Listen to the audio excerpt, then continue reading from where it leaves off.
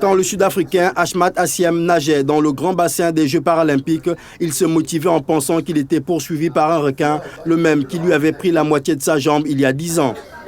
Après avoir participé à ses 3e et derniers Jeux paralympiques, Achmat Assiem, 34 ans, devra débuter une nouvelle carrière, celle d'avocat globe-trotter pour sauver les requins de la surpêche. La principale menace pour les requins, c'est la surpêche.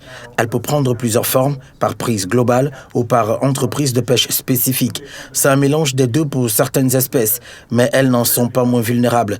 Il suffit de peu de choses pour voir le déclin catastrophique de ces populations. Contrairement à ce que d'autres personnes auraient pu penser, le nageur paralympique n'a aucune dent contre les requins. Je n'ai jamais eu de ressentiment vers les requins pour ce qu'ils m'ont fait. Mais je pense au contraire que ce requin m'a donné bien plus que tout au monde.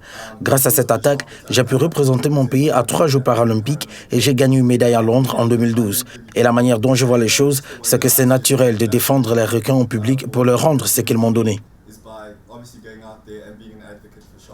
Assiem et les requins sont inextricablement liés depuis ce jour au large de Cape Town où un grand requin blanc l'avait attaqué et grièvement blessé alors qu'il participait à un exercice de sauvetage sur une plage. Mais sa blessure l'a conduit aux Jeux paralympiques et aujourd'hui il veut vouer sa vie à la sauvegarde des espèces menacées et des requins particuliers.